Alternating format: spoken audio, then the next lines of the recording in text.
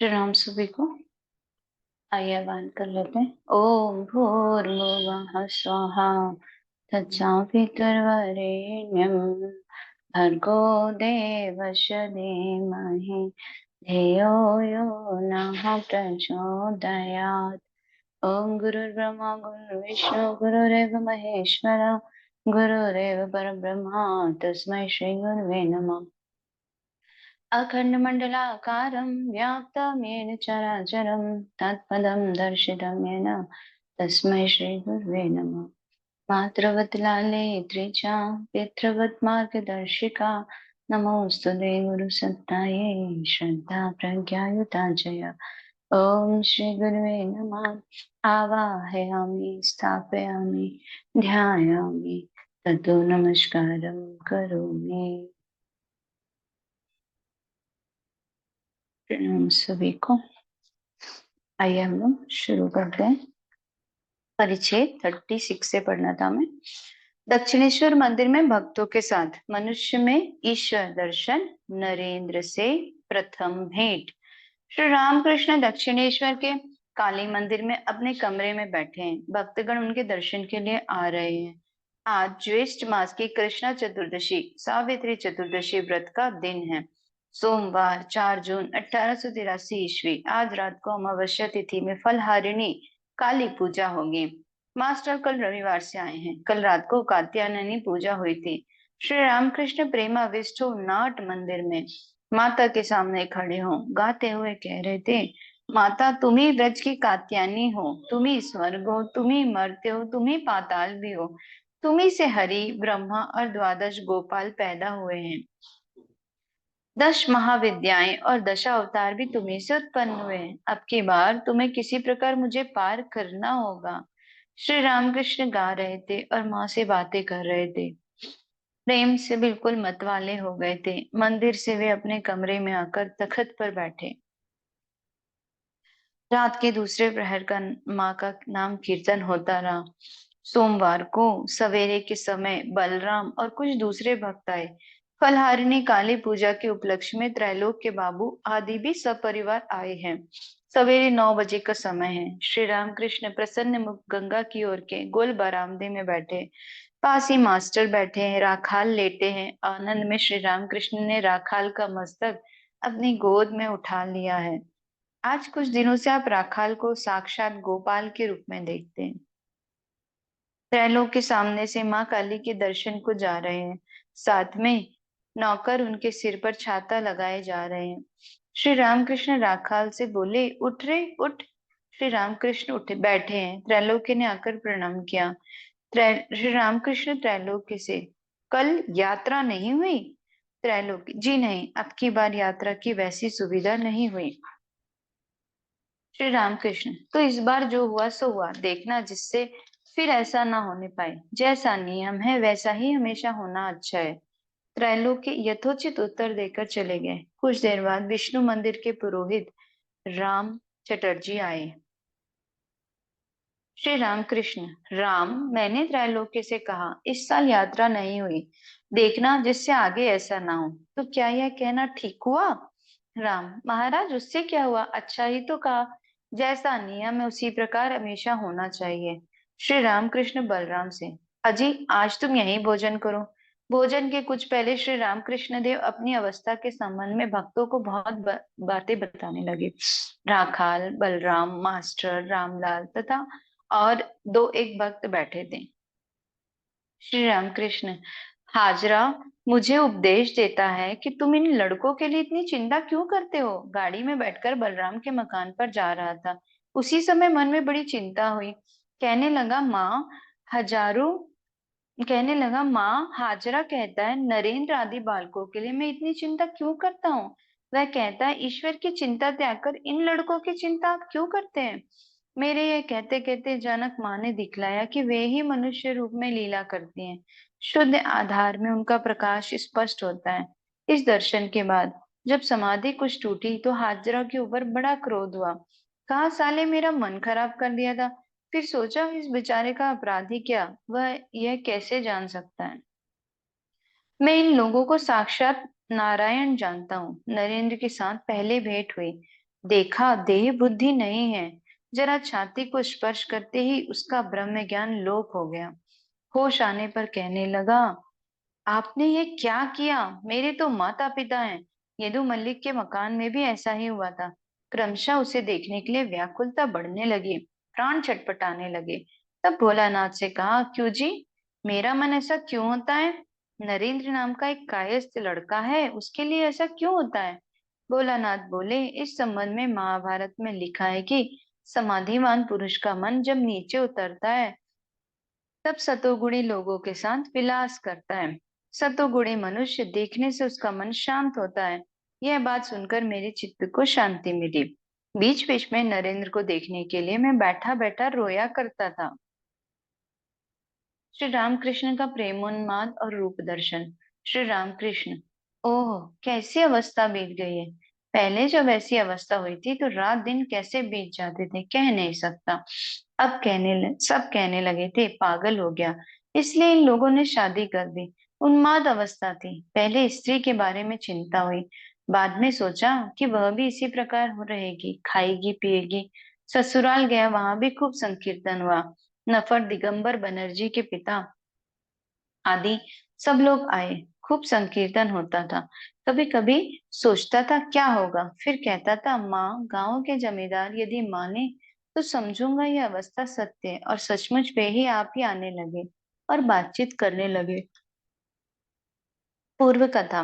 सुंदरी पूजा और कुमारी पूजा, रामलीला दर्शन। कैसी अवस्था बीत गई है। किंचित ही कारण से एकदम भगवान की उद्दीपना होती थी। मैंने सुंदरी पूजा की। 14 वर्ष की लड़की थी। देखा साक्षात माँ जगदम्बा रुपए लेकर मैंने प्रणाम किया। रामलीला देखने लिए गया तो सीता, राम, लक्ष्मण, हनुमान, विभीषण सभी को साक्षात प्रत्यक्ष देखा। तब जो जो बने थे उनकी पूजा करने लगा। कुमारी कन्याओं को बुलाकर उनकी पूजा करता। देखता साक्षात माँ जगदम्बा। एक दिन वकुल वृक्ष के तले देखा, नीला वस्त्र पहने हुए एक स्त्री खड़ी है। वह वैश्या थी, पर मेरे मन में एकदम सीता की उद्दीपना हो गई। दीदी कुछ कहना है क्या?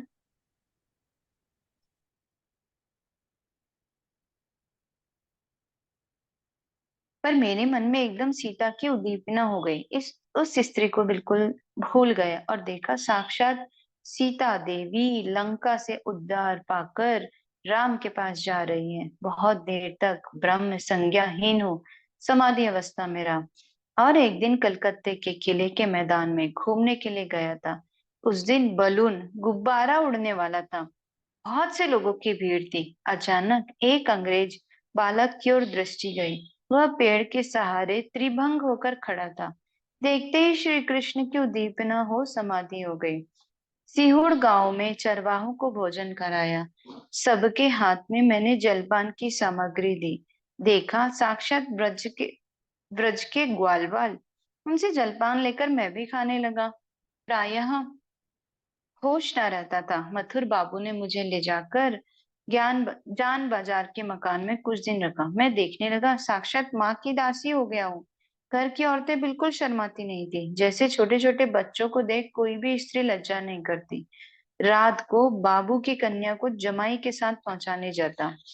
पास पहुंचाने जाता। अब भी थोड़ी ही में उद्दीपना हो जाती है। राखाल जब करते समय होठ हिलाता था।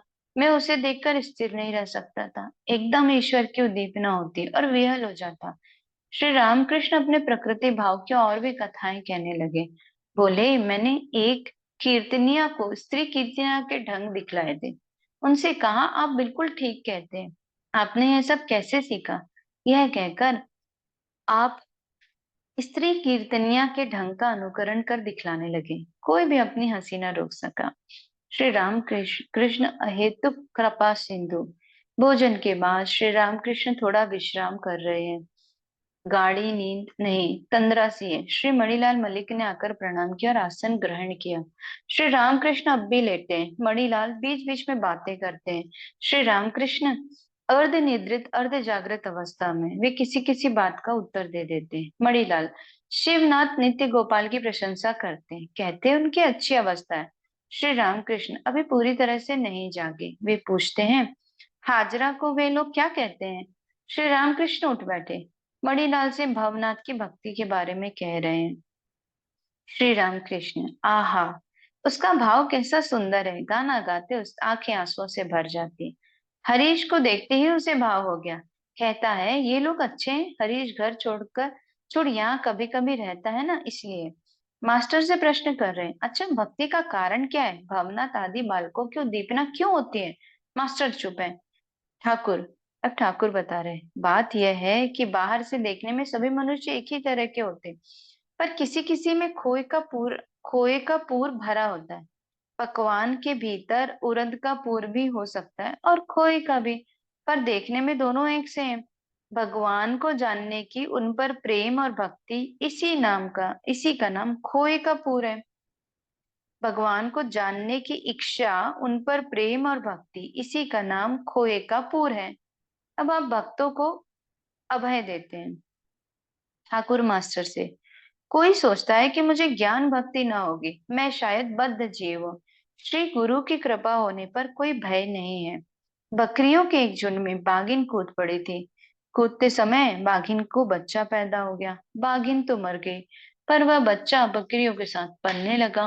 बकरियां घास घास खाती थी, तो वह भी घास खाता। बकरियां मैं करती, तो वह भी करता। धीरे धीरे वह बच्चा बड़ा हो गया। एक दिन इन बकरियों के झुंड पर एक दूसरा बाघ झपटा झपटा। वह उस घास खाने वाले बाघ को देखकर आश्चर्य में पड़ गया। दौड़कर उसने उसने उसे पकड़ा, तो वह मैं कर चिल्लाने लगा। उसे घसीटकर वह जल के पास ले गया और बोला, देख, जल में तू अपना मुंह देख। देख, मेरे ही समान तू भी है। और ले, ये थोड़ा सा मांस है, इसे खा ले। यह कहकर वह उसे बलपूर्वक खिलाने लगा, पर वह किसी तरह खाने को राजी न हुआ। मैं चिल्लाता ही रहा। अंत में रक्त का स्वाद पाकर वह खाने लगा। तब उस नए बाघ ने कहा, अब तूने समझा कि जो मैं हूं वही तू भी है। अब आ मेरे साथ जंगल को चल। इसलिए गुरु की कृपा होने पर फिर कोई भय नहीं। वे बतला देंगे तुम कौन हो, तुम्हारा स्वरूप क्या है। थोड़ा साधन करने पर गुरु सब बातें साफ साफ समझा देते। तब मनुष्य स्वयं समझ सकता है क्या सत्य है, क्या असत। ईश्वर ही सत्य है और यह संसार अनित्य है। कपट साधना भी बुरी नहीं। एक धीवर किसी दूसरे के बाग में रात के समय चुरा कर मछलियां पकड़ रहा था। मालिक को इसकी टोह लग गई और दूसरे लोगों की सहायता से उसने उसे घेर लिया। मशाल जलाकर वे चोर को खोजने लगे।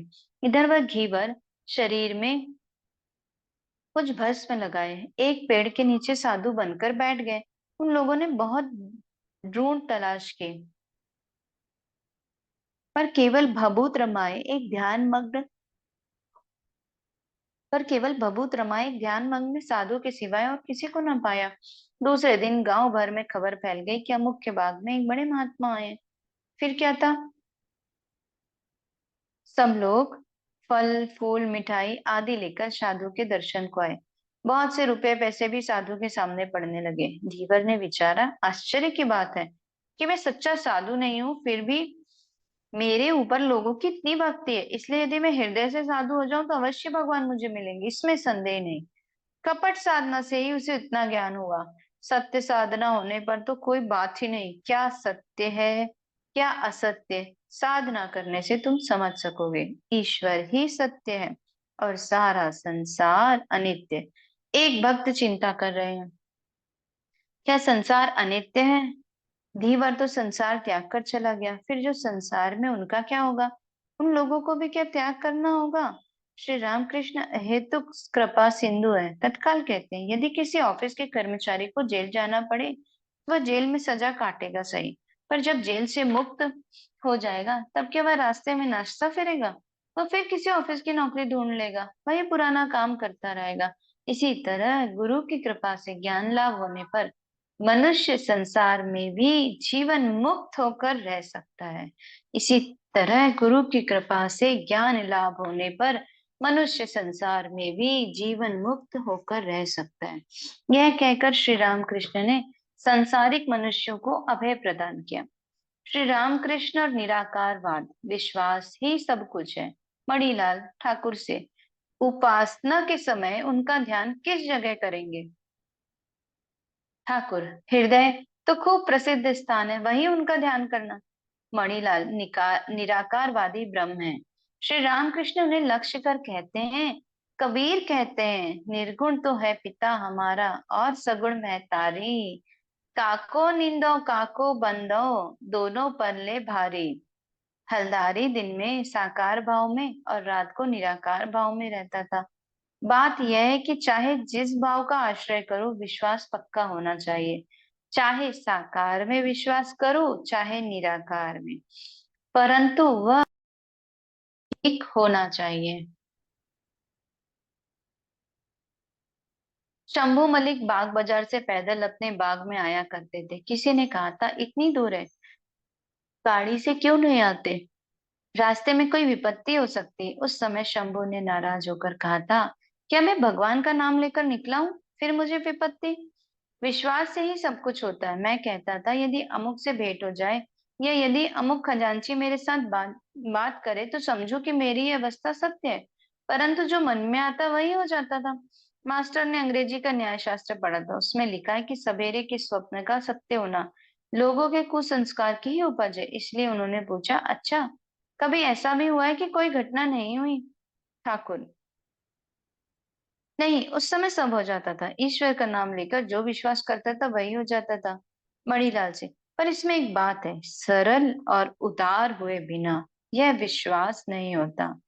जिसके शरीर की हड्डियां दिखाई देती हैं, उसकी आंखें छोटी और घुसी हुई हैं, जो ऐंचा ताना है, उसे सहज में विश्वास नहीं होता। इसी प्रकार और भी कई लक्षण हैं। श्री रामकृष्ण और सतीत्व धर्म। शाम हो गई, दासी कमरे में धूनी दे गई। मणिलाल आदि के चले जाने के बाद दो एक भक्त अभी बैठे हैं। कमरा शांत और धुने से सुवासित है। श्री रामकृष्ण अपने छोटे तख्त पर बैठे हुए जगन माता का चिंतन कर रहे हैं। मास्टर और राखाल जमीन पर बैठे हैं।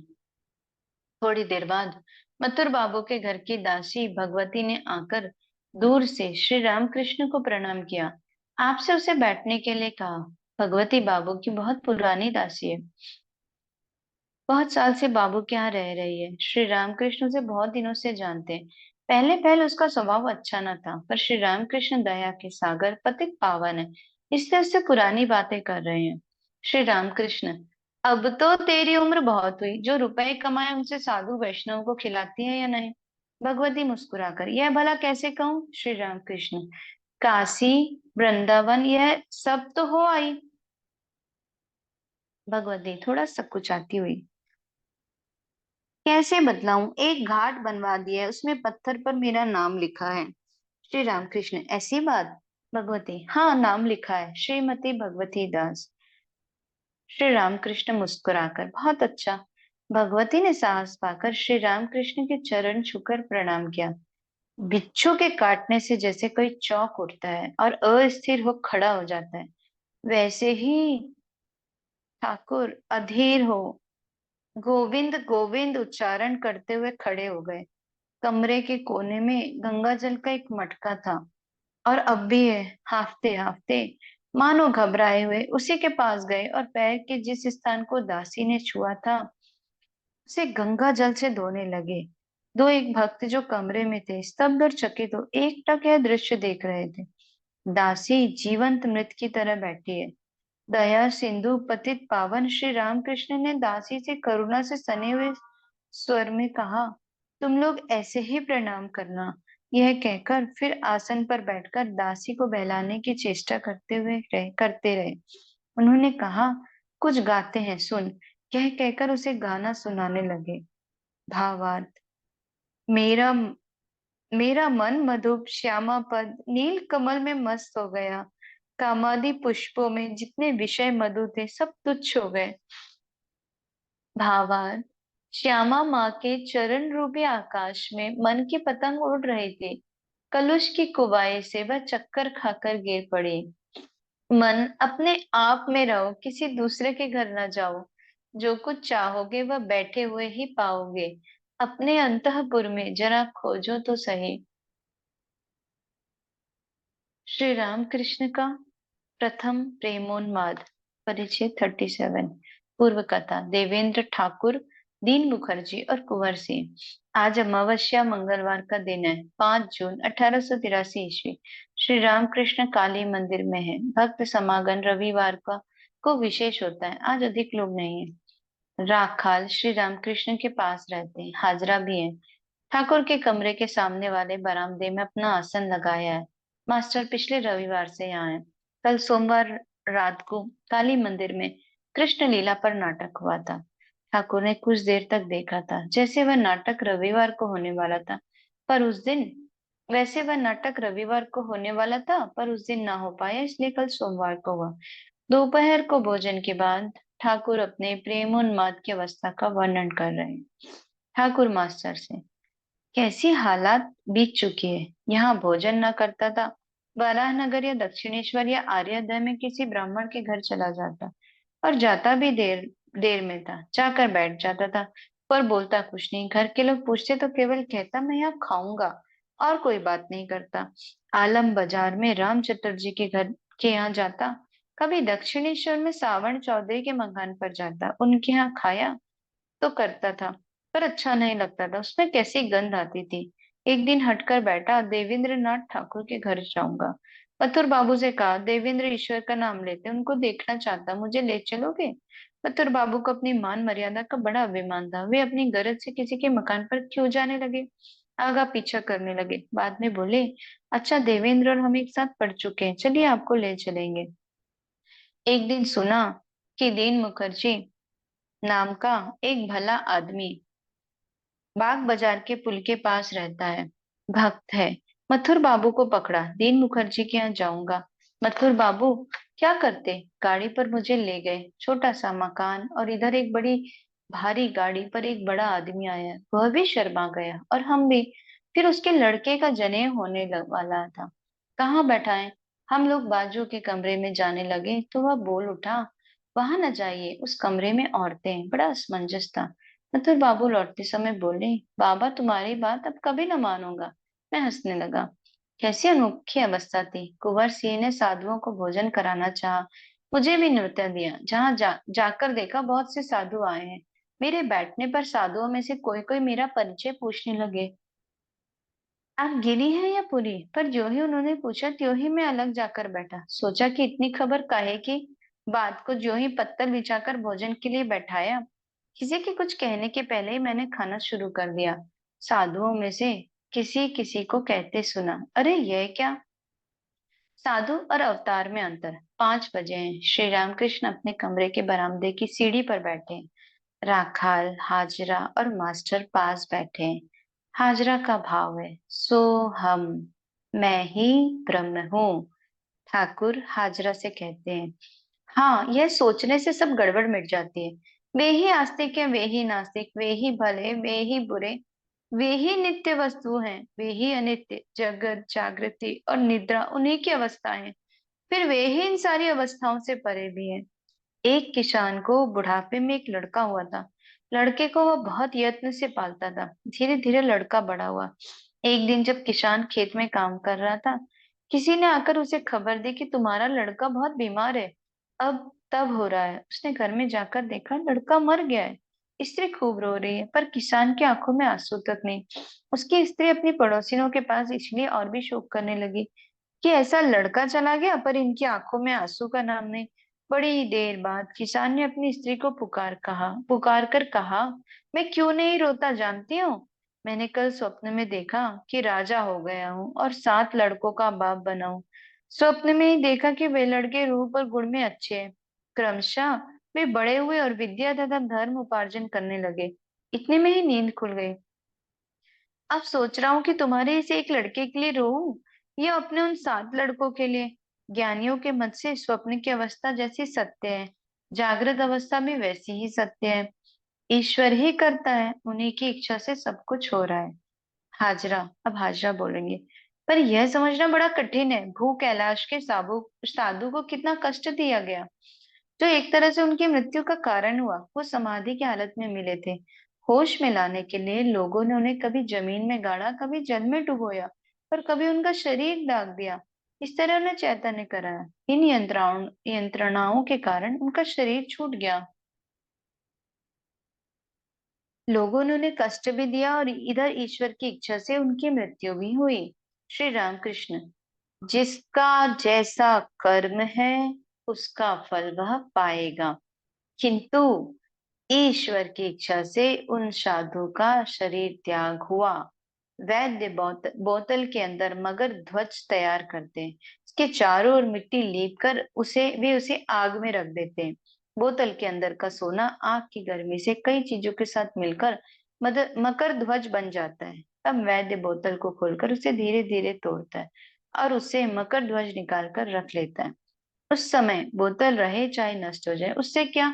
उसी तरह लोग सोचते हैं कि साधु मार डाले गए, पर शायद उनकी चीज बन चुकी होगी। भगवान का लाभ होने के बाद शरीर रहे भी तो क्या, और जाए भी तो क्या। भू कैलाश के वो साधु समाधिस्थ थे। समाधि अनेक प्रकार की होती है। ऋषिकेश के साधु के कथन से मेरी अवस्था मिल गई थी। कभी शरीर में चींटी की तरह वायु चलती हुई जान पड़ती है, कभी बड़े वेग के साथ जैसे बंदर एक डाल से दूसरी डाल पर कूदते हैं। कभी मछली की तरह गति होती है, जिसको हो वही जान सकता है। जगत का ख्याल जाता रहता है। मन के कुछ उतरने पर मैं कहता हूँ, माँ मुझे अच्छा कर दो, मैं बातें करना चाहता हूँ। ईश्वर कोटि जैसे अवतार आदि न होने पर कोई समाधि से नहीं लौट सकता। जीव कोटि के कोई कोई साधना के बल से समाधिस्थ होते तो हैं, पर वे फिर नहीं लौटते। जब ईश्वर स्वयं मनुष्य होकर आते हैं, अवतार रूप में आते हैं और जीवों की मुक्ति की चाबी उनके हाथ में रहती, तब वे समाधि के बाद लौटते हैं लोगों के कल्याण के लिए। मास्टर मन ही मन, क्या श्री रामकृष्ण के हाथ में जीवों की मुक्ति की चाबी है? अब हाजरा बोल रहे हैं। ईश्वर को संतुष्ट करने से सब कुछ हुआ, अवतार हो या ना हो। ठाकुर हंसते हुए, हाँ हाँ, विष्णुपुर में रजिस्ट्री का बड़ा दफ्तर है। वहां रजिस्ट्री हो जाने पर फिर गोघाट में कोई बखेड़ा नहीं होता। गुरु शिष्य संवाद। शाम हुई, मंदिर में आरती हो रही है। 12 शिव मंदिरों तथा श्री राधा कांत के और माता भवतारिणी के मंदिर में शंख घंटा आदि मंगल वाद्य बज रहे हैं। आरती समाप्त होने के कुछ समय बाद श्री रामकृष्ण अपने कमरे से दक्षिण के बरामदे में आ बैठे। चारों ओर घना अंधकार है। केवल मंदिर में स्थान स्थान पर दीपक जल रहे हैं। गंगा जी के वक्ष पर आकाश की काली छाया पड़ी है। आज अमावस्या है। श्री रामकृष्ण सहज ही भावमय है। आज भाव और भी गंभीर हो रहा है। बीच बीच में प्रणव उच्चारण कर रहे हैं और देवी का नाम ले रहे हैं। गर्मी का मौसम है, गर्म कमरे के भीतर गर्मी बहुत है, इसलिए बरामदे में आए हूँ। किसी भक्त ने कीमती चटाई दी है, वही बरामदे में बिछाई गई। श्री रामकृष्ण को सर्वदा माँ का ध्यान लगा रहता है। लेटे हुए आप मणि से धीरे धीरे बातें कर रहे हैं। श्री रामकृष्ण, देखो, ईश्वर के दर्शन होते हैं, अमुक को दर्शन मिले, परंतु किसी से कहना मत। तुम्हें ईश्वर का रूप पसंद है या निराकार चिंता? मणि, इस समय तो निराकार चिंता कुछ अच्छी लगती है, पर यह भी कुछ कुछ समझ में आया है कि वे ही साकार हो इन अनेक रूपों में विराजते हैं। श्री रामकृष्ण, देखो, मुझे गाड़ी पर बेलघरिया में मोती झील की झील को ले चलोगे? वहां चारा फेंक दो, मछलियां खाकर उसे खाने मछलियां आकर उसे खाने लगेंगी। आहा, मछलियों को खेलती हुई देखकर क्या आनंद होता है। तुम्हें उद्दीपना होगी कि मानो सच्चिदानंद रूपी सागर में आत्मा रूपी मछली खेल रही है। इसी तरह लंबे चौड़े मैदान में खड़े होने से ईश्वरीय भाव आ जाता है, जैसे किसी हंडी में रखी हुई मछली तालाब को पहुंच गई हो। उनके दर्शन के लिए साधना चाहिए। मुझे कठोर साधनाएं करनी पड़ी। बिल्व वृक्ष के नीचे तरह तरह की साधनाएं कर चुका। वृक्ष के नीचे पड़ा रहता था, यह कहते हुए कि माँ दर्शन दो। रोते रोते आंसुओं की झड़ी लग जाती थी। मणि, जब आप ही इतनी साधनाएं कर चुके, तब दूसरे लोग क्या एक ही क्षण में सब कर लेंगे? मकान के चारों ओर उंगली फेर देने ही से क्या दीवार बन जाएगी? श्री रामकृष्ण हंसते हुए, अमृत कहता है, एक आदमी की आग जलाने पर 10 आदमी उसके ताप से लाभ उठाते हैं। एक बात और है, नित्य को पहुंचकर लीला में रहना अच्छा है। मणि, आपने तो कहा है कि लीला विलास के लिए है। श्री रामकृष्ण, नहीं, लीला भी सत्य है। और देखो, जब यहाँ आओगे तब अपने साथ थोड़ा कुछ लेते आना। खुद नहीं कहना चाहिए, इससे अभिमान होता है। अदर सेन से भी कहता हूँ, 1 पैसे का कुछ लेकर आना। भावनाथ से कहता हूँ कि 1 पैसे का पान लाना। भवनाथ की भक्ति कैसी है देखी है तुमने? भवनाथ और नरेंद्र मानो स्त्री और पुरुष हैं। भवनाथ नरेंद्र का अनुगत है। नरेंद्र को गाड़ी पर ले आना, कुछ खाने की चीज लाना, इससे बहुत भला होता है। ज्ञानपद और नास्तिकता। ज्ञान और भक्ति दोनों ही मार्ग है। भक्ति मार्ग में आचार कुछ अधिक पालन करना पड़ता है। ज्ञान मार्ग में यदि कोई अनाचार भी करे तो वह मिट जाता है। खूब आग जलाकर एक केले का पेड़ भी झोंक दो, वह भी भस्म हो जाता है। ज्ञानी का मार्ग विचार मार्ग है। विचार करते करते कभी कभी नास्तिकपन भी आ सकता है। पर भगवान को जानने के लिए भक्त की यदि हार्दिक इच्छा हो तो नास्तिकता आने पर भी वह ईश्वर चिंतन नहीं त्यागता। जिसके बाप दादे किसानी करते आ रहे हैं, अतिवृष्टि और अनावृष्टि के कारण किसी साल फसल न होने पर भी वह खेती करता ही रहता है। श्री रामकृष्ण लेटे लेटे बातें कर रहे हैं। मणि बीच में मणि से बोले, मेरा पैर थोड़ा दर्द कर रहा है, जरा हाथ फेर दे। अहेतु कृपा सिंधु गुरुदेव के कमल चरणों की सेवा करते हुए मणि उनके श्रीमुख से भी अपूर्व तत्व सुन रहे हैं। प्रणाम सभी को। आज यही तक पढ़ते हैं शांति पाठ। ओम असतो मा सद्गमय तमसो मा ज्योतिर्गमय मृत्युर्मा अमृतं गमय। ओम शांति शांति शांति। सर्वारिष्ट शांतिर्भवतु।